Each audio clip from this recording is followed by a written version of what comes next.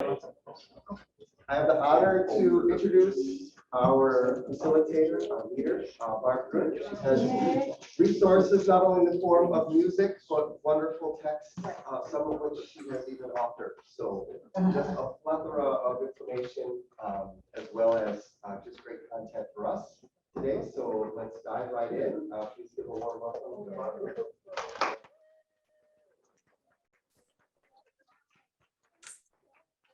Here with you this morning. I am so excited to be home. I grew up in Wayside, Wisconsin, just about an hour and a half north of here. And Denise, I think I didn't grab the clicker, so is this one on and ready to go? As he said, my name is Barbara Gruner, and I do have a couple of degrees, but really degrees aren't what makes me who I am. Probably my farming background, probably my siblings, probably my family and friends. And I have a sibling here today. So my sister Deborah, who came in, I know, right? She's my Uber driver. And so she came in, she lives in Madison. And I moved to Texas in '86. So I've actually lived longer in Texas than I did in Wisconsin. But I am always so grateful and excited for the opportunity to be back home. And so I actually got here as soon as school let out in May on the 28th. And so I've been in Wisconsin for a couple of weeks and really enjoying sibling time. So currently I am an educator, 39 years in the business, although technically I started teaching in the first grade. So I was one of those little chatterboxes, and my first grade teacher said, Barbie. She just wanted to keep me quiet, I'm sure of it. She's Barbie. You would be such a good teacher. Why don't you take Julie to the library and explain what we just went over? And then I'll call you when we need you again. And so that was kind of fun. She was also my great aunt Norma. And so she kept me busy and really told me that I was a teacher in the first and second grade. I've also turned into a speaker, an educator, and a coach. And I just want to thank you for giving up a summer day, right? When we should just be decompressing, and now we're already learning again for next year. And just for being all in for all kids. Today, we're going to talk about loving all kids, even those prickly ones, even those squeaky wheels, even those irritating little chatterboxes like Barbie, right? She put me to work and she gave me a job and she made it happen. Michelle gave us so many great examples of what we can do regardless of what our topic is today. But today I'm stepping out of my comfort zone just a little bit because I've been researching this for the last couple of years, equity, building equity by the book. So we're going to take a deeper dive into equity, but we can't do that until we understand who we are, what we bring to the table, and our skill set, our identity, all of that. So what we're going to do, and let me see, is that it? Yeah. Wayside Dairy Farm, 160 years in, 160 years. Now I want to start with something a little troubling I heard on PLN chat the other day. I was invited to a coffee chat, and there must have been maybe 15 or 20 of us. And one girl was really frustrated. She's in rural America. And she was frustrated with her school board. And then she said this. The president of the school board is a farmer. And what do farmers know about education? Whoa. 2022, 2 weeks ago, in the home I grew up in, which is so cool that you can bring Twitter to Wayside, Wisconsin, right? And so I just kind of mulled over that one. I thought to myself, okay, not even for me, but y'all, if she's a teacher in rural Wisconsin, who are her clientele? Yeah. So that got me to thinking the more important, it's not just going to be equity across the races, but it's also all people across all demographics, farmers. I grew up on a dairy farm, which, without sounding braggish, is now a multi-million-dollar corporation. 160 years in the family, and he's milking my brother and my uncle 2,200 cows a day, 3 times every day, and running thousands and thousands of acres. And the coolest thing they're doing now, they're squishing the water out of the manure. They're bedding the cows in the manure after they dry it and turn it into potting soil light fiber bedding, it's called. They're taking the water and taking the methane out, and they are going to fully electrify. They are going to fully provide electricity to run that farm. And farmers don't care about education because my brother didn't do that without a lot of know-how and a lot of connections and a lot of collaboration. And one of the best things for me was to see him, he recruited some of the football team to help do bunkers. And so he said, hey, Barb, 8 o'clock bunkers tomorrow morning. I'm like, I'm on vacation. But there is no vacation on the farm. And so I got up and we did bunkers, and I was so glad I did. I wished I would have put my camera in my pocket. What you have to do now, instead of a silo, is they put the feed in a bunker. And so they put all this food in. It's just a big U-shaped cement container, but you have to cover the bunker to keep the elements, right? So he's got y'all about 10 kids. And he's like, okay, grab the plastic. And so they each say, get on the same side, grab the plastic. So there's this big roll of plastic. And we're going to grab the plastic and we're going to go up these bunkers with this plastic. And he's like, communicate, people, communicate. And he's like, collaborate. And his wife goes, do you see who you were? Because these are 8th, 9th, 10th graders. One of them was a kid who's going to Eau Claire on a football scholarship because my high school, Reedsville High School, won the state championship this year in football. And that kid was on the farm. And after that kid worked for an hour and a half on bunkers, Paul called those kids together and said, hey, Jeremy, thanks for being here this morning. What do you think you earned? And before he even went to pay them, I asked this little Caleb who wore boots instead of tennies. He's like, hey, Caleb, thanks for coming. I noticed it's your first time wearing tennies next time. And he was totally teaching these kids how to do bunkers. And then I said, Caleb, what are we making this morning? Like, are we getting paid? Because, you know, they're all getting paid. And he goes, I don't know. Whatever he gives us. And I just thought, oh my gosh, he's an entrepreneur and he's bringing these kids together and he's so teaching, and it's all happening on that farm where I grew up. So that makes me want to be a better educator for kids like Paul, for kids like me, for kids who are on the margins for whatever reason, Okay, Carlos might have been one of those kids. He came to live with us when I was about 14. And I thought he was my ticket off the farm because he was from Mexico City. And if I learned to speak Spanish, I could marry Carlos and get out of there because he was adorable. And my dad taught us to dream big. So I was going to go with Carlos. Sadly, it was too cold for Carlos. So before I could say, hola, he said adios, and he was gone. That's the reason I'm a Spanish teacher. Part-time, I retired from being a full-time school counselor. I missed kids so much, I went back this year. Part-time, every morning, I get to spend the morning with 8th graders trying to advance and learn Spanish 1 for high school credit. So I am abundantly blessed, and it all goes back to my roots on the farm. Okay, so the next slide just shows my family. I like you guys to know who I am because I have a family that supports me. My husband, John, is a NASA engineer down in Houston, Texas. I've got 2 kids who married in 2020. They both decided to be COVID couples, so that was fun to navigate that. And then our youngest son, Joshua, has just graduated. 2 chemical engineers, an architect. Like okay, farmers that don't do education, for that, we have done education. It's important in our family. And that started with my parents telling us to dream big and challenging us to communicate, to collaborate, to do more. Was it perfect? No. We were told, quit crying, or I'm going to give you something to cry about. So we didn't do emotional literacy well. We did not. That happened in therapy years and years after I got off the farm. So nothing is perfect. However, it set a really good work ethic to living off the land. All right, let's get to know who's in the crowd. This game is called Hot Seat. It comes from Character Strong.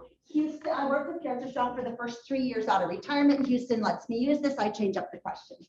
It goes like this. On the left, some chill questions. Not going to ask you to go very deep. On the right, a little more heated. My 8th grade boys, guess what they all choose? 8. They go straight for 8. My girls, if they choose it all, I'll take 2.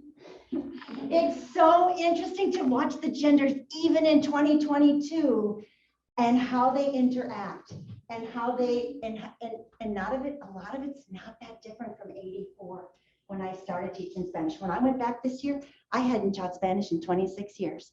But that part-time position opened up and I thought, oh, what fun. And now guess what? It's my kids that I get to teach. So I'm super lucky. So who would like to go first? We're going to get to know you with just a couple of get to know you questions. Yes, ma'am. Tell us your name. I am Christina Meekin. Christina, thank you. Would you like 1, 2, 3, Oh, she wants to. She wants to go chill. I don't blame you. Who is your favorite fictional character in a movie or on TV? Let's see. Well, I love the movie Aladdin, and I love Princess Jasmine. Oh, And I love Prince Ali. Yeah. All right, now, when I play this game, I'll say, does anybody else want to answer that? In the interest of time, sometimes we don't have time, but I will play this game every Friday with them. And if I don't, where's the hot seat? They want to do it. My favorite thing this year, kid picked 6. He goes, Ms. Critter, don't you think that's more of an 8? And I thought, okay, now they're helping me write the questions. He thought whatever I put as a 6 should have been an 8. That's what you want, right? You want to constantly get better and then work yourself out of a job. As soon as those kids can take over, you know you've done your job. It was day 8 when they had taken over in my classroom in 8th grade. It was beautiful. I went to get my phone to take a picture because I'm like, Spanish class is running itself. Okay, so then what happens is the hot seat, when you click on the hot seat, it takes us back. Who would like another number? Yes, ma'am. 3. Numero place, number 3. If you had a walk-up song, you know, batters get a walk-up song, what would it be? Somewhere over the rainbow. Oh, beautiful. And then you might even say somewhere if you want to sing, or you ask somebody else what theirs would be. Or you want to go deeper if you know her well enough. Tell us why. Now, you might not want to do that right away. It's not going to be my first day for you. But as we get to know each other, tell us, can you want to tell us? Well, the first play I ever saw was Wizard of Oz. I love that story and the whole thing, that song and everything. And my son now lives in Kansas, and that's my fault. Oh. I miss him. Love it. Okay, and then we go back to the hot seat. Who wants to try? Yes, ma'am. Oh, tell us your name. This was Mary Beth, by the way. I'm Shelley Anderson. Hi, Sean. I'll go 8. Ooh, numero 8. Ah, what was the hardest thing about all the COVID restrictions? And did you find any gifts in the grind or blessings in the burden? The hardest thing was I was a brand new Nana. Oh, So not being able to see the kids or like being through a screen door or something. And during that time, I worked with Alzheimer's patients and they couldn't see their families, and trying to coordinate like a window visit or something and watching them literally decline and trying to bring them back up.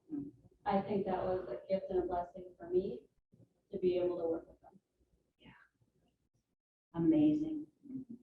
Amazing. One of the kids said, my dad has always been on the road. And the blessing was he was home. Now, that wasn't always a blessing for all of the kids, Right. but the ones that are willing to share. Now, how much more do we know about her and her empathy and her compassion and that connection to Alzheimer's? And so as soon as she said that, oh, my mom's got dementia right now. That was hard because we couldn't get to her. And then they'd go to quarantine and they'd have to stay in their rooms. And she would take a phone call. I don't know why we have to stay in our, tough. All right, let's do a couple more. Anybody else want to pick the number? Getting to know you. No? Yes. You'll go with 7. Ooh, that's going to be a good one. Ooh, that's going to lead us into today. When was your last time comfortable yet crucial? You don't have to give us details, but how did it go? Uncomfortable yet crucial. All right, so in K-12 education, I'm human resources director. So I handle all of those crucial conversations, either facilitating them or a guy on the side. The end of this school year had some doozies, and just the staff has struggled, didn't handle it well, and just a series of those kinds of conversations. So I have a plethora of examples, and I don't want to bore you.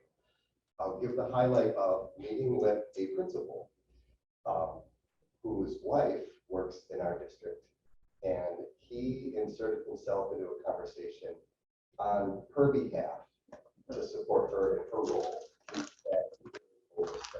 it was kind of pulling that back and having them go, you were out of your lane. So Getting in the weeds, huh? So we hugged it out, we owned it, Yeah. and made amends, but it was not great. Awesome. So Awesome. Okay, so that's how the hot seat goes. If you'll just advance the slides too. I do have a couple of cards. This is for the people who, just to pick a number, we're gonna pick two of these. If you volunteered, then you're gonna be up for a door prize. So Deborah, if you'll pick two, I know, and maybe it's a number we didn't pick. No, go ahead and show. Oh, two. Number two, you win a book today. Uh-oh. Number nine, no, wait, six. We didn't do six. Six. I don't think we did six. Okay. We didn't do five. I thought we'd get to all of them. We're gonna do three. Yay. Okay, so they're winning. They're each gonna win a book. These are up here. We'll use them for a little while and then they can decide which book they would like. I always want to start with an emotional barometer. It might be standing at the door and just on my ukulele. It might be the question like, so then we're practicing and we're talking. Of course, handshakes went away for a little while. I hope they'll bring them back, but if they don't, it's fine. You're connecting, you're getting an emotional barometer. One thing I love to do is let's draw our emotional barometer. So you have little cards on the table. That'll be a song later, but go ahead and take your pen. When I did this activity, this was me. It was back right after I had retired. I was like, oh, sunny days. I'm singing the Sesame Street song and everything is A-OK. You may not be there today. So I want to just play one of my Eddie Rabbitt songs while you draw your weather. Let's see if that's gonna play.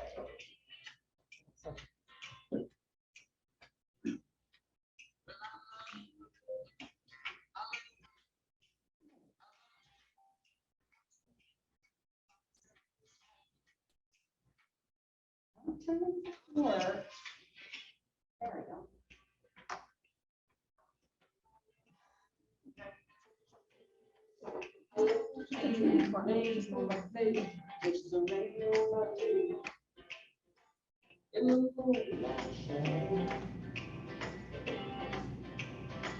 Showers wash all my cares away. I wake up too late.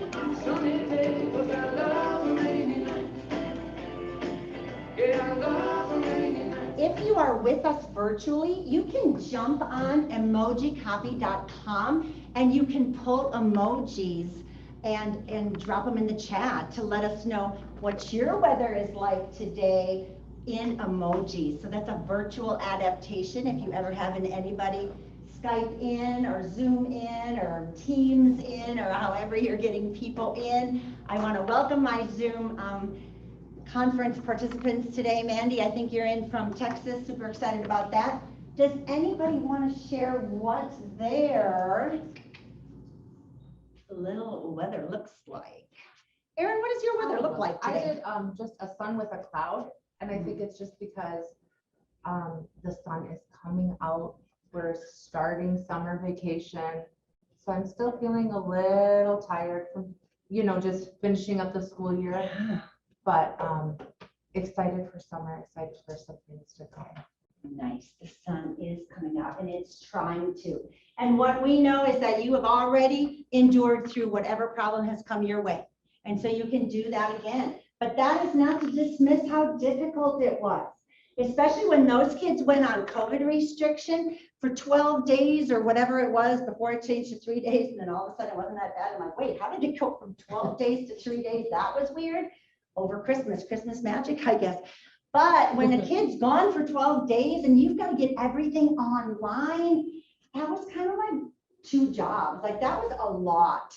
So if you're in a tornado or if you're in like whatever we had last night, that was pretty intense in some areas. Whatever your emotional barometer is, we don't have the expectation that it's sunny days, everything okay.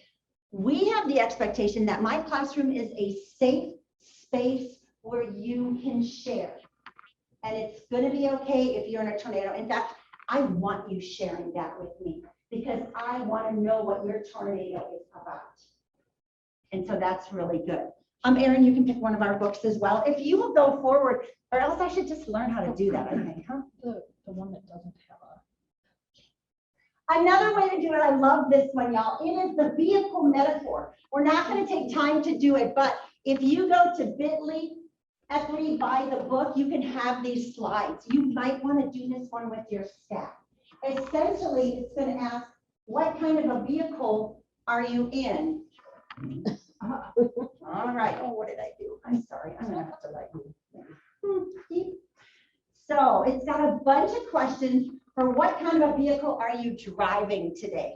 So look at all the questions. I know, way too many words for a slide, but again, some of our friends are on digitally as well as you can have these questions. So what type of a vehicle are you driving these days? Well, the answers are amazing. I had one guy do a canoe and he's just in a canoe, just paddling upstream, right? He drew it up. Okay, so these are just gonna tease out where are your kids right now? Or if you're in charge of a staff, or if your administrator is looking for a staff reflection, giving time to draw this picture and share this out, powerful. Can you see out the windshield? Maybe you're in a Jeep. There's still a windshield. If you're in a canoe, there is no windshield. Or is it murky? What do you see in the mirrors? You can talk about the rear view mirrors, the side mirrors. Who's the passenger in your car? What's your destination? And we can talk about pit stops and all of that. Who's in your pit crew?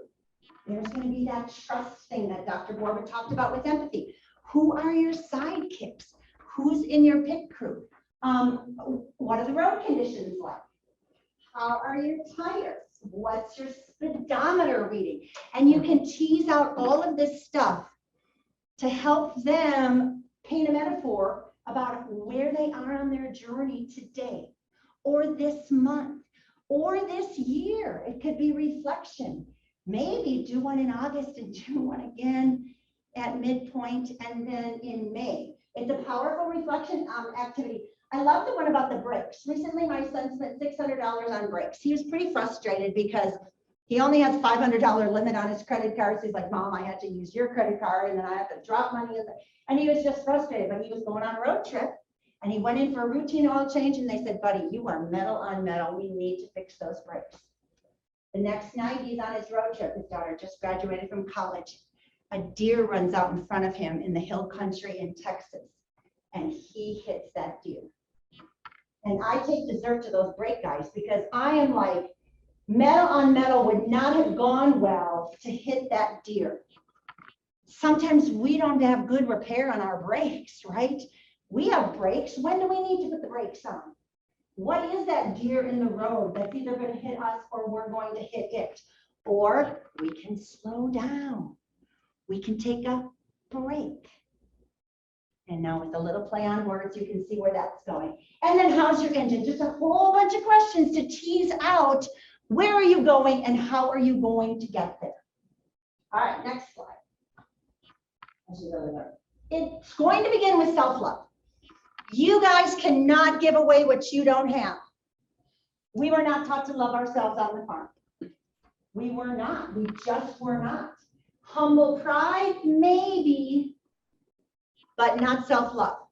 But how am I going to love others if I do not love myself? So I teased into it for a WSCA, for a WSCA conference this spring. And I looked into it because I thought, I've never really preached self-love before, because you got to be careful about not bragging or boasting or, you know, not like you mentioned Aladdin, but think about Belle with Gaston and, you know, he thinks he's so great. Not that. But the self-love that says you have a regard for your well-being and your happiness, which I like to change to joy because we know that happiness is fleeting. That's from the outside in, but that joy, that comes from the inside out. And you appreciate your own worth and value so much so that things start falling in place so that you can give it away to others. All right, so next slide, I'll put some quotes on there for you. Self-compassion is going to be the same thing. How can I have that compassion for others that Dr. Borba talked about if I don't have it for myself? So what I would do is take visuals like this, and every Wednesday we're going to have Wellness Wednesday, and we're just going to look at that. And I would just find them all over the internet. And I would say, oh, look, this is what by some girl named I Am Haley Kay. And didn't she do a good job helping us understand what self-compassion says? And it doesn't say me first. It says me too. It says me too. Because again, we can't give away what we don't have. So here are some reflections for you as we dig into how do we do the work? How do we get to identity? How do we move that to equity? And of course, empathy is such a huge piece. Here are some questions we should be asking ourselves. What parts of our identities do we show? Are there parts of our identities that we do not show? For a very long time, I did not talk about the disordered eating that put me in the hospital in college. I was so embarrassed. And then I started thinking, why do I have such a mindset against weight? I always think I'm fat. I think that person's fat. And then I'm like, I don't really want to care about what people weigh. What is going on? And so part of the therapeutic resources is to like look at nutrition, look at my biases against people that carry extra weight, because I'm the biggest judge of I'm carrying extra weight, which I don't want to have, which in the end doesn't even matter. But it mattered to our mom, and she put that on us. You finish everything on your plate. She was very controlling with food. And so that was a bias that I have to look at. Here's what I learned just this year. Prejudge, prejudice. Every time I prejudge someone, I've got a prejudice, and guess what? Prejudice demands punishment. Well, that's no good, because we don't want to go around thinking everybody needs to be punished or put on a diet plan or a nutrition plan, or let's go take a walk, or whatever your prejudice is. A bias, a stereotype, something that we didn't choose maybe even, but it came on us. It's still our responsibility to ditch it, to take a look at it and to say, I don't really like that part of me. In fact, I could just be done with that whole eating thing altogether. But it's one of the harder addictions, because you have to eat to live. Not that we compare addictions, but truly it's every day there, which I'm guessing alcohol and gambling and all that is too. So let's not even judge. Comparison is the thief of joy. It's a difficult addiction to manage. That's my identity. And guess what? If I get honest about it, I might could help somebody else who's struggling with their weight or their identity as a person, regardless of their weight. But I just have to be transparent and authentic enough to do that. A few more guiding questions. What do you see when you look at your learners? What are their identities, and how do you know that? Like, how are you digging in? Activities like the hot seat is one. One of the questions, well, what's one thing you wish you could change? Or maybe what's the hardest day of your life? And this little boy says, the day I got adopted. And I wonder to myself, how else would I know that that boy is adopted? Which makes a huge difference for sure, like on Mother's Day or Father's Day or any holiday or birthday. Like, you just have to think about the ripple effect of me knowing versus not knowing that Thomas was adopted, and he's felt safe enough to share it. And that mattered to me. Okay, what about what you're already doing? So learners can see themselves, because representation matters. And then how can you construct conditions so that you can help their identities emerge? And that whoever they are is okay. And that you're just there to support whom they are becoming. All right, next slide. Thank you. So that leads into diversity. I love this one from Liz and Molly. It's a pretty succinct: diversity, inclusion, and belonging. Here's how it goes. having a seat at the table, having a voice at the table, and then having a voice that is heard. So no longer are we doing the children are to be seen and not heard. That's an antiquated mindset that we have to put behind us. That's a deficit mindset or a depletion mindset. It makes you small, but you're not small. You are a learner in my classroom. I have to grow alongside of you. I may know more Spanish than you, but together we're going to learn to navigate the world, and then we might pick up some Spanish. I just hope my learners are ready for Spanish too, because we spend so much time on SEL. But the coolest thing, y'all, when I gave a spiral exam, and then the bonus was, now close your spirals and write down 5 things that you did not learn from your spiral. Things that you picked up in class from our class family that are not in the book. There were so many good ones. That family is important, that you can be kind even when you're in pain, that I have a voice like, oh, put down the phone for a hot second. That was my one, another favorite one. Like, if I taught them that, then the Spanish was probably a bonus. So I was excited to be able to feed their SEL, to nourish them, to feed their SEL, sharpen their skills. Thank you. So what is it? Here's what it is. We're just going to level the playing field. Giving people what they need to enjoy full, healthy lives and removing barriers. So with my littles, I would say it's not always equal because I have glasses and you don't. What if I take, where'd you go? Where'd you go? And they're all like laughing. Oh, you do not want me on the roads without my glasses. These level the playing field for me.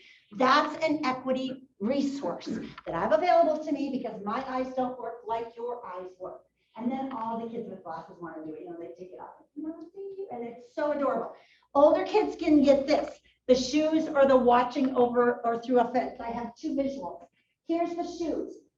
Equity is giving, the next slide, please. Equity is giving everyone a shoe.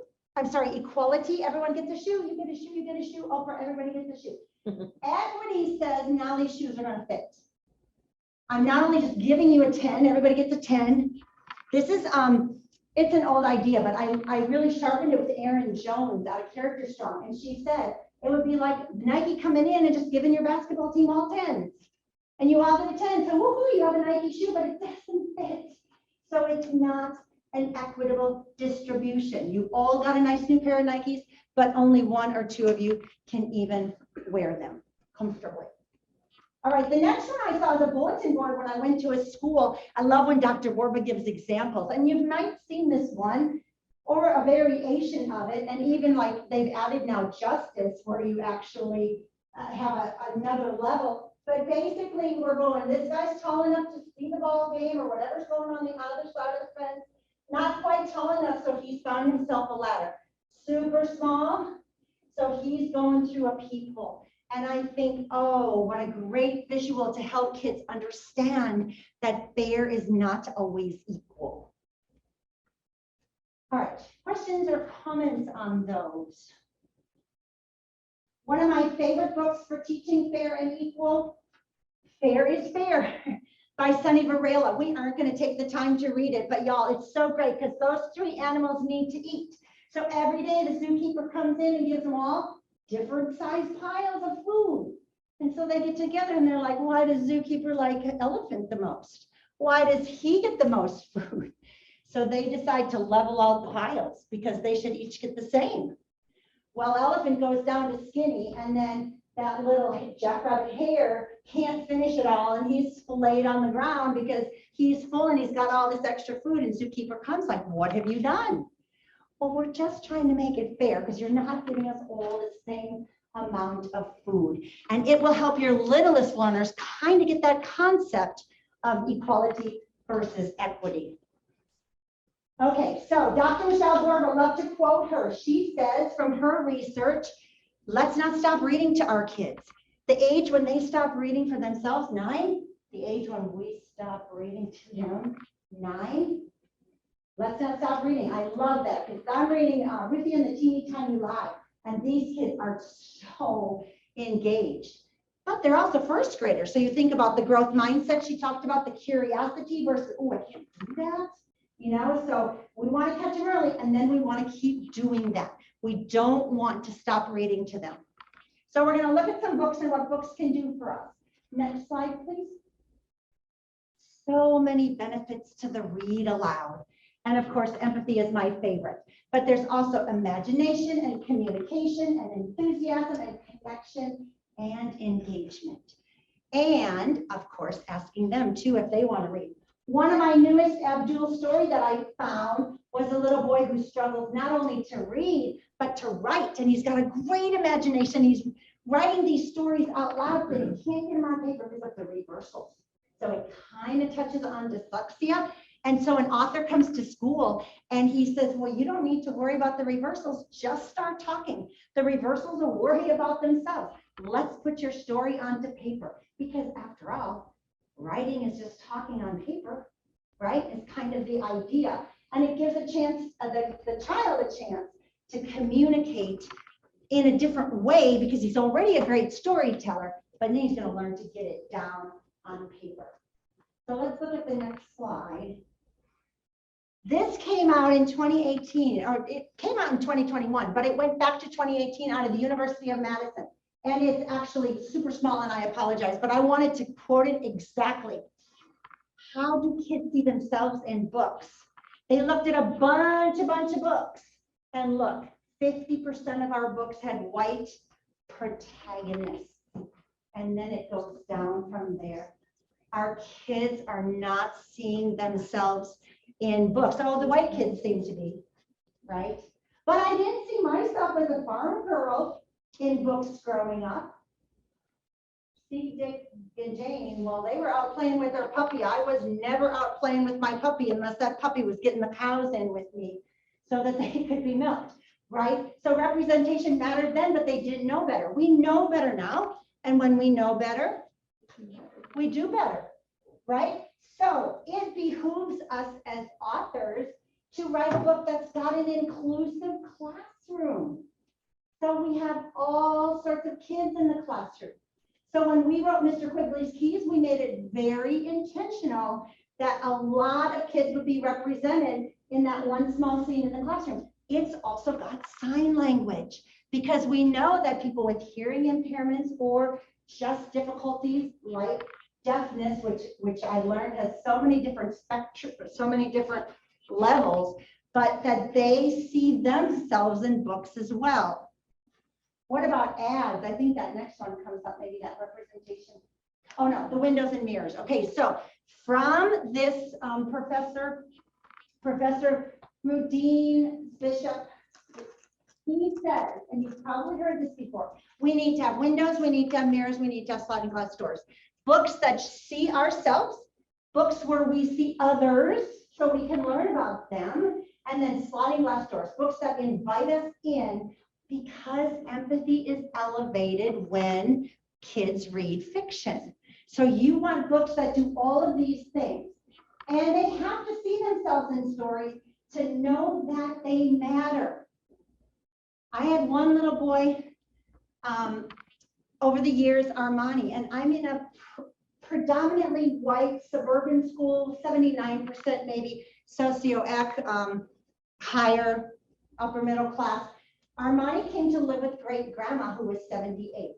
And he was a little black boy, and we didn't have any black teachers. We didn't have hardly any other black kids, none in his grade level. He never saw himself all day long. And then I wondered, like, did he see himself in our books? Because who's picking the books? Is it intentional? Or is Scholastic just telling us what to do with books? And they've gotten very good. We're going to talk about Color Grade in a minute. Scholastic is getting on board with, oh my gosh, we're missing some people. I stressed over Armani forever and ever and ever. I had him from kinder through 5th.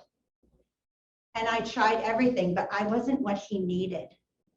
We even tried to get a mentor to come in. I had the basketball coach come from the junior high because we understood that Armani, but he just felt so bad. Mom kind of couldn't keep him. Great grandma was white and old and aging. I shouldn't say old, but yeah, aging. So He finally got himself back to Colorado. He was a runaway for a little while. He came back to Texas and things are turning around. He's a junior now. And I was so excited that things were turning around for Armani. But just 2 weeks ago, he was extradited back to Colorado on some pretty serious charges that will take him to court. And I always wonder to myself, like, could we have done better for Armani? And it might not be a book where Abdul looks like Armani, but that would be a beautiful start. And I don't know that we knew as much, or we just we weren't equipped. I don't know. What we need to do is do better. So let's see if that's the Target ad. I threw one in here. There was a Target ad. Next slide, from a little boy in a wheelchair. And he sees, oh yeah, look at that. They interviewed his mom. You can Google search Target ad wheelchair. It's like a 2-minute story on ABC.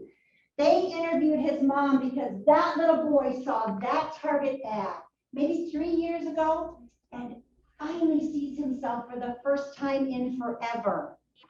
And his mom is quoted as saying, Oliver sees kids every day, but he never gets to see kids like him. I just found that last week when I was putting this presentation together, and it's a Target ad. And I'm like, good for them, because they are starting to understand that representation matters. And we need to see ourselves to get that connection and that belonging. We need to see other people too, no question. But we just all need to understand and love all. All means all. So important. All right, the next slide. So here are some of my very favorite new-ish kind of books. There might be a couple of old ones, but basically, and there is a handout, there'll be a QR code at the end, and then you can click, and there's a list of all of these books in there. But they're just books that are going to be different ethnicities, different backgrounds, different races, cultures, creeds, besides just white, which has been that 50% as recently as 2018. Like Tofu Takes Time. That's kind of a new one that came my way. And it's all about grandma making tofu with the little one. Is it ready yet, grandma? Turns out tofu takes all day. Is it ready yet, grandma? And then I think about back to my grandma making kringle. Is it ready yet, grandma? Because I'm Danish and I'm German. So besides just white or Anglo, I also have that background. Like I want to know about the Danes and I want to make Danish kringle. And the Racine kringle is so good, but it doesn't hold a candle to grandma. I mean, it's so good, right? But there is just nothing like that. It's so fun, and she'd make it 6 at a time and all the different flavors. She didn't do it in the round though. She just did rectangle. But anyway, those Danish roots that make me want to know more about them. And you can see so much goodness in this. Like, so we want to check our books.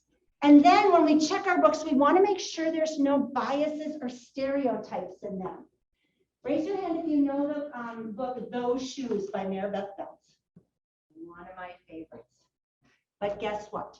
The grandma who gets the boy, and there's no money for him to have shoes. She's heavy set, she's single, she gets Jeremy, they don't have enough money, and that is just a mix for a stereotype.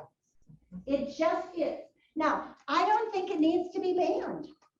I think it needs to open up a conversation, because you could also put an old white grandma like me who's a dairy farm. I mean, you can stereotype anybody. But if I don't use that as an opportunity, then I'm missing out. And I might possibly leave some child to believe, oh, in that race, the grandmas raised the babies. And sometimes that's true in any race, right? In some places, the Hispanics, for example, they bring everybody together and they all live together and it's fabulous. Not every Hispanic, but that communal, it's beautiful if you can take in the older generation. And so like just opportunities. In that, he also said a guidance counselor. He goes to see a guidance counselor, which we're not really called guidance counselors anymore. We are school counselors. Sometimes they add the word professional, but then I wonder, why do they have to add that? Because of course we're professional. The school counselor says to me, this is the only stuff, this is the only book, this is the only shoe that I have to use. And it's a dorky little like Bob the Builder shoe. And not Jimmy, Jeremy. Jeremy doesn't want the Bob the Builder shoe. The school counselor worth their salt would have found out what Jeremy wants to wear and helped him either earn them or get them or somehow talk them through wants and needs. So much more than just here, take the Dorky Bob the Builder shoes and be done, because I have other clients to help today. And then there's one other instance where the guy who's kind of mean, he has a Jewish name, Alan Jacoby. And it's the only last name in the book. So Jacoby, whether it's a middle name or a last name, but Jacoby is of Jewish descent. Well, you don't want the kids to believe, to get a mindset that the mean kid is Jewish. So you talk about that. What kind of a name is that? Could that have been Jimmy Jones? I mean, but if we don't talk about it, nothing's ever going to change. So I want you to dig into your books and even these books, because you might find something. And if you do, break it down. That's our job, to break it down. All right, let's move on. I feel like I'm preaching. So Mr. Quigley's Keys is the one I wrote, and we're just going to sing a little song because we need a song break. So if you'll do the next one, you have this little song on your little card. You may all take a key. In ours, it's about unlocking the magic, stepping in the future, and this is going to be sung to the tune of You Are My Sunshine. Sing it with me. Unlock the magic, move toward the future. Let's lead the way with empathy. Feel with compassion and serve with kindness. We're all can doers. Now you don't say click, but you go. Let's try that line. We're all can doers, and each one holds a key. So you can talk to your kids about key principles. What is their key principle? What are their keys to success? West Lawn Elementary in Cedarburg used it as their North Star last year, and unlock the magic with your keys to success. And every month they unveiled a new key, and then I was able to talk with them on June the 3rd and do an author visit, and then we sang the song, and they each got to pick a key. So you guys pick a key or two or three, and you take your favorites. You can antique keys on Amazon. Yes, antique keys. Okay, so the next one. So Mr. Quigley's Keys is an option. Here's what we want to do. If we're not talking about equity and social and emotional learning together, then we're not talking about SEL, because it is such a huge piece. So here are some points about modeling, about equipping, about empowering, and then empathy continues to come in so strong. And besides self-love, that's our next step. How are we elevating empathy? What are we doing to give them voice and choice? How are we color brave? So I only heard that term for the first time this spring. What do you think? What do you hear? What do you imagine color brave means? Because we'll see what Scholastic said about it. Have you heard that term? Do you connect with that term? You've heard colorblind, right? We have something to say about that, right? Because all of the colors are beautiful. Let's see what color brave, next slide, Scholastic said about it. Color brave, according to a Scholastic webinar that I was on, and I took a screenshot because I had not heard of it, and I thought it was something to dig into. Recognizing similarities and differences so that we talk experientially about individualizing and differentiating. Then we see the difference and boldly acknowledge all the varied experiences that come into our classroom and from the text that they read. My favorite thing is when a kid raises his hand and said, I have self-to-text connection, and I get so excited because that's what we're going for when we're improving their literacy, when we're building their not only emotional literacy, but also real literacy. And then look at number 3, showing empathy in characters, for characters in texts. So they can say, oh, that must be really hard to be that guy. And empathy is not only just for the hard stuff. It can also be for the successes. It's feeling with. Not feeling sorry for, it's different from sympathy, it's feeling with. Any questions or thoughts on Color Brave? Really digging into your books and saying, is this, to use a Michelle expression, Mrs. Frederickson, helpful or hurtful? Are our books building kids up or leaving them with questions, right? All right, let's take a look. I think we're going to dig into some self-awareness questions. So here are some things you should be asking your staff, yourself, your kids. And this comes from Erin Jones. And then I kind of tweaked a little bit what she was asking. Who are you? What's your age? What's your gender? What's your ethnicity? What's your birthplace? What's your race? What are your strengths? She talked about assets this morning. Well, where do you excel? What are you working on improving? Have you set SMART goals? Or now they're called SMARTY, because inclusion and equitable. Are they inclusive? Are they equitable? What are your SMARTY goals? Where does your spirituality fit in? Now, you know the whole separation of church and state is real. But we are all spiritual beings. We have a soul, we breathe, and we have that piece of who we are. It's good to find out what the kids' beliefs and practices are. Around holiday time, one of my Indian children from India, so of India descent, I said, this Christmas stuff must be really challenging for you. Would you like to share? And he didn't want to. But you know what he said, Ms. Gruner, I'm used to it. And I thought, he shouldn't have to get used to it. And I'm not opposed to sharing about Christmas, but then we should also be representing the Jewish Hanukkah, and then we should also be, we have to represent them all. And I really was trying to give Cheyenne a chance to represent his, and he didn't want to, then I'm not forcing him. It's totally, voice and choice is so important in my classroom. But I said, honey, if you're ever wanting to share anything about, your beliefs, your roots, your ethnicity, please do that. You want to find out what they dream about. You want to find out what they hope for. You want to find out their family structure. You might know their socioeconomic status if they want to share. I'm not saying you need to look it up and see who's on free and reduced lunch, although that's not a bad idea too, only for you. So you know who your clientele is, because if they're not hungry, it doesn't matter if they can conjugate. If they are hungry, it doesn't matter whether they can conjugate a verb, right? No, if they're hungry. So we put a peace corner in the corner, peace center in the corner, and they could sleep if they needed to. Like they would go there to meet their own needs. What are their values? What are their passions? What's their purpose? Love languages, Enneagram, whatever you want to do with personality type, learning preference, emotional literacy, who's in their support system.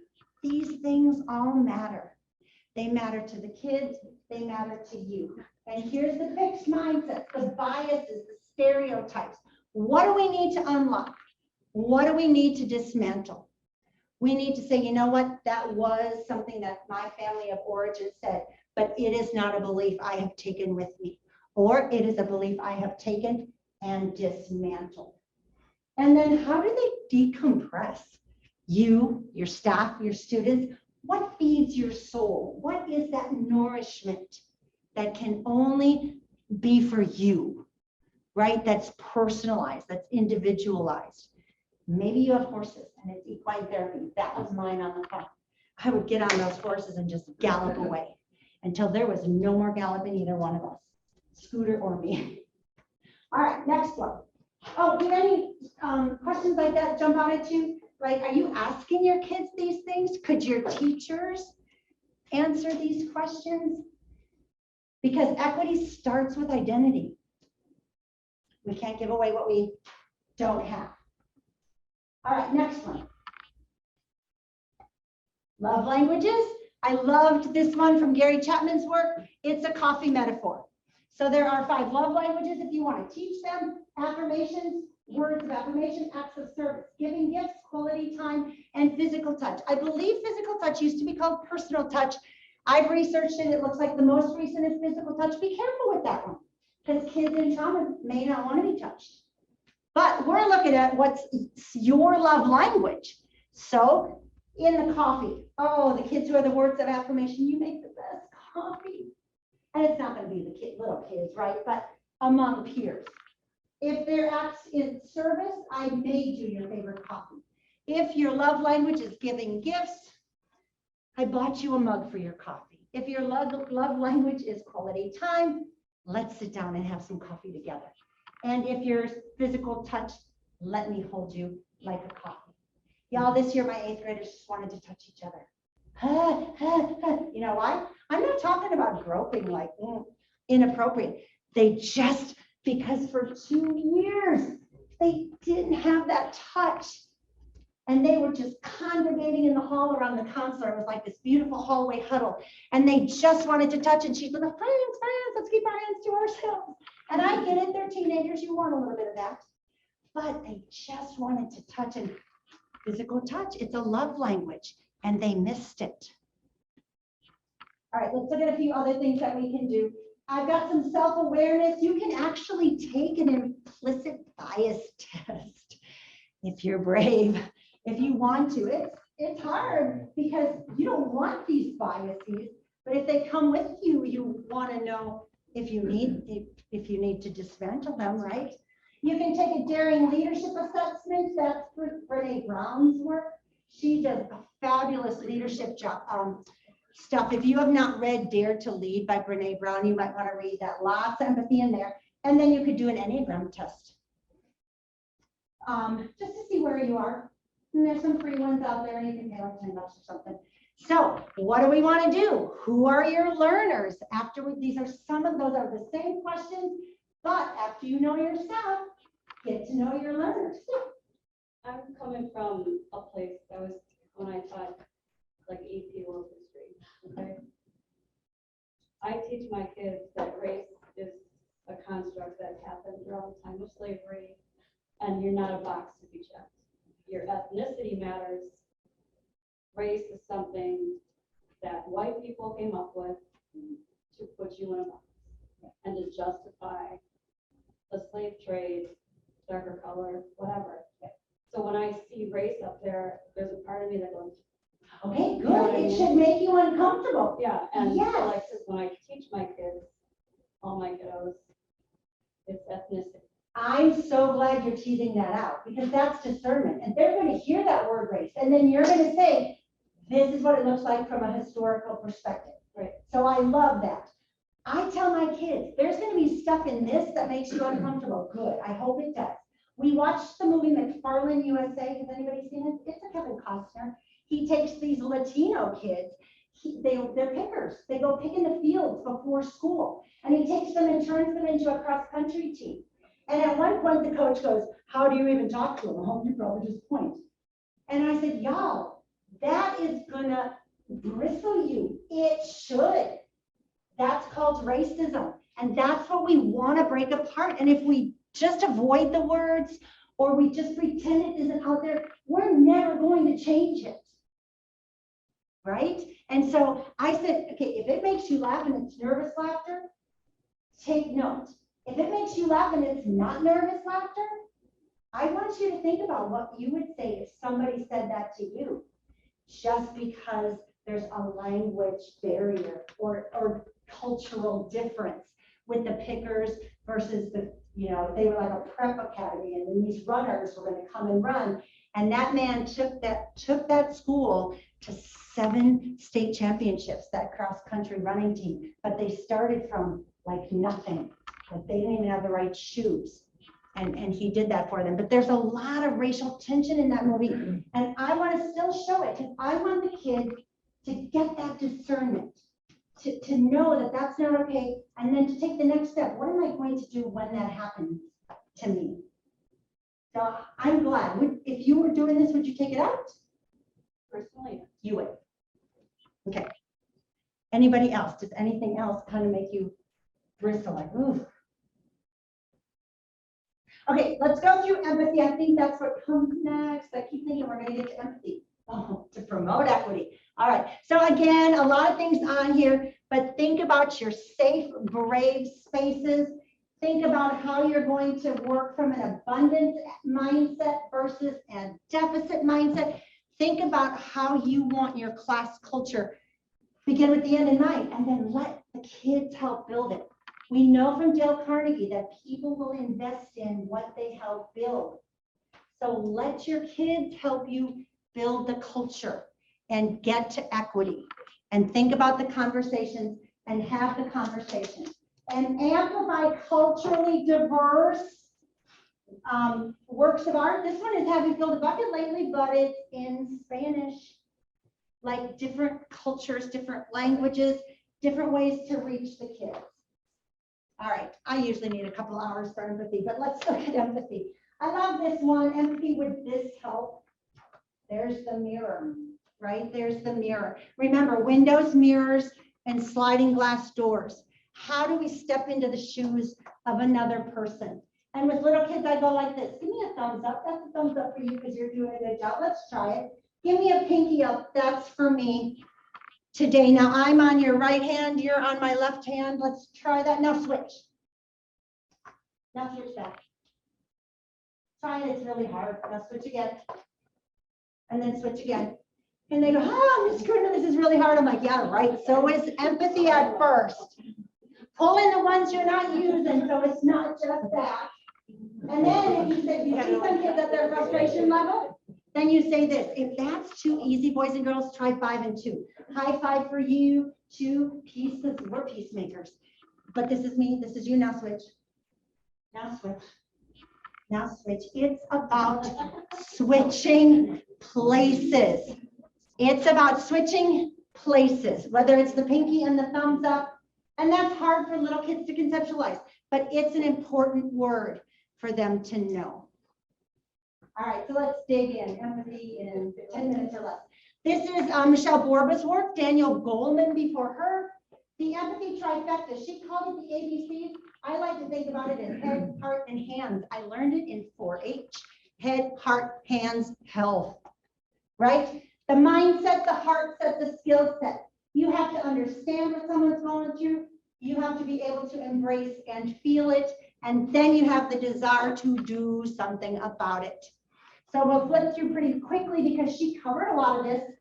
Cognitive, some affective, behavioral. ABC, she called it. Know it, love it, do it. You've got the mindset, you've got the heart set, you've got the skill set. Next slide, please. So empathy gives kindness its why. Today she said kindness is a doorway to empathy. So I liked that too. I'm the one who says empathy gives kindness its why, because we can tell kids all day long, be kind. Be kind, be kind, don't do that, be kind, be nice, be kind. Start with hello. Those are lovely, lovely words, but it's compliance or is it real? So if you want it to be meaningful and sustainable, you start with empathy and then you move it to kindness. In that order, head, heart, hands. Brene Brown also writes a lot about empathy. And she's the one who really taught me that it's not about fixing things, but just feeling with people. All right, next one, actionable things. And you can dig into these on the slides. We don't have to go through all of them, but basically that emotional literacy piece. That sounds scary. Tell me more. What was the hardest part? Am I missing anything? All right, next slide. Here are some amazing books for elevating empathy. And again, you'll have a picture of these if you download or you want to take a look more carefully. So important. And again, representation in these books, different cultures, because empathy might look a little different in the different cultures, especially with regards to eye contact, for example, and how respect looks. So even some of them have animals, some of them have people. So that's a nice collection. Next slide, please. And then Michelle, she's just my empathy hero. She's the one who taught me that empathy is the glue that will hold humanity together. And that's actually from Unselfie. Those are her 9 empathy advantage, the habits from her book Before Thrivers. And basically, this is just asking from the Gottman Institute, what can we say to them instead of quit crying? Quit your crying, I'll give you something to cry about. What are some empathy statements we can make? And then you can read all of those. It's just important that we acknowledge that all feelings matter. Next slide. One of the best activities I've seen, we did in Character Strong. You take a 3x5 card, and this is probably for your older learners. On one side, they say struggles. On the other side, they say successes. So I've done one here. On my side, I would say, oh, I had a success. Mr. Quigley's keys won a Mom's Choice Award. On the other side, I would say, oh, I have a struggle. My little brother died in August from a heart attack, and he was only 53. Now, I've written this down. Now, either the teacher collects them up and we do a gallery walk with everybody's, first the successes and the struggles, or vice versa, or I switch with a partner. She takes mine, I take hers, we read it, and we imagine how it must feel to walk in those shoes. It's super effective for your older learners. A really good strategy. I did it with teachers in Illinois, and the one I got, she goes, I said, there's nothing on the back. She goes, my struggle is so bad, I couldn't write it down. Do you want to share it out loud? My 14-year-old is pregnant and has run away. And in my head, I'm thinking, and you're at Character Strong training right now? But she probably had to be, right? So she's at work and she's worried sick. And I think to share that with me, and then what does holding space right now for her look like, sounds like, and feel like? And then it's my job to be there. I can't fix that. Just like no one can fix my baby brother down, our baby brother. But you can hold space. You can send me a note and say, how do you like to be comforted? You can send a card. Pretty sure Trish sent a card. Thanks, Trish. All right, couple more empathy things, and I don't even know if I've left time. Oh, you don't have to always put on your happy face. If you don't follow Trevor Muir, he's really good, Trevor. Trevor, you're really good. He puts out some good stuff on Facebook, Twitter, and stuff. So let's be authentic. When they see that we struggle, that's why that girl said, I've learned that you can be kind even when you're in pain. She watched me. I was in a grief fog all year, but I still showed up and we made it work. All right, let's flip through. Oh, identifying our emotions, Houston Craft. This comes from Deep Kindness. If you don't have that book yet, let's just go through these fairly quickly. Mr. Rogers. If we can only make it clear that feelings are mentionable and manageable, then we will be on the right track for mental health, or like Tim Shriver calls it, mental wealth. I love that. It's just a tweak, mental wealth. All right, the next slide, some books for feelings. So you'll have a bit of a collection there if you want some picture books for feelings. And then the next slide, everything starts with empathy. It's about switching places. There's no script. It just is. It's that holding space. And then the next slide, no act of kindness, no matter how small, is ever wasted. Just see a need, fill a need. I think that's Southwest Airlines. See a need, fill a need. Next slide. Because there's good, feel-good hormones that come from kindness, you don't do it to get the dopamine dump, but it will be there when you do. Negativity Remedy by Nicole Phillips is good. Plato tells us that empathy is the highest form of knowledge.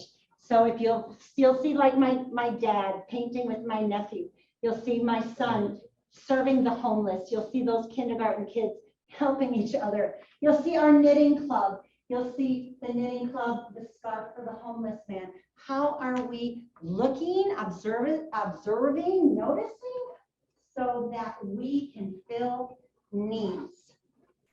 All right, wait, I just have a few more as we close up. Equity, y'all, is a destination. SEL is one of the vehicles to get us there.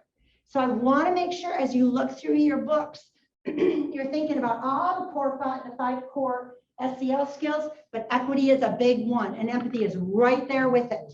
They go hand in hand. Identity, empathy, equity, they go together. I think 2 more. Here's some programming ideas for you. Invest in staff training. Let's not assume staff knows all this. I've been digging into equity for a while. I'm still learning every single day. That color grade really gave me pause, and I really want to dig more into that. And so that's it, engaging families, trauma-informed care. And then I think the last one maybe shows my books, in case you are ever interested in my books. Mr. Quigley's Keys was really fun to write, and I love not only the sign language, but she drew veterans, so we also can talk. I love when the book turns, right? My little illustrator did this all, she's not little, she's young, on the Procreate app. So that was kind of fun. And then what I want to leave you with is these resources. If you want to snap pictures of the QR codes, or you can do that when you pull up the bit.ly Equity by the Book. One of them I just found last week, and it is a beautiful collection that a PLN member was sharing on Twitter. The other one is today's handout.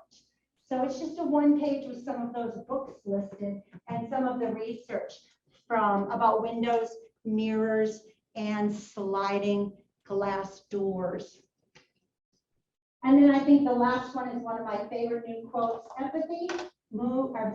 Change moves at the speed of empathy. So I know Dr. Borba covered empathy. I wanted to just cover it at the end. The equity piece isn't going to be as smooth without the empathy piece. So they go hand in hand. The resources, again, that's a collection. That's just a lot of stuff in a Google Doc, a beautiful stuff, jumping on board. And then that last one, if you, that's my handout, and then that last slide, if you ever want to reach me, I blog at the Corner on Character. I have an author blog, Barbara Gruner Author. I'm on Facebook for Mr. Quigley's Keys. I'm on Twitter, Insta, not much, but I'm there. And then Pinterest, I do have an empathy page. And then y'all can always email me or call me up. Only one time in all the years has somebody actually called me up. Hi, this is Tracy. I was in your Zoom session and I thought, oh my gosh, you're calling me up. And so she wanted to know a little bit more about a kindness campaign. I'm always happy to be a resource for you. If you want a book, please come on up and choose your book. And I do believe it's time for lunch, so take your keys. I think Rick wants to get a picture. Unless anyone's got a question on the way out.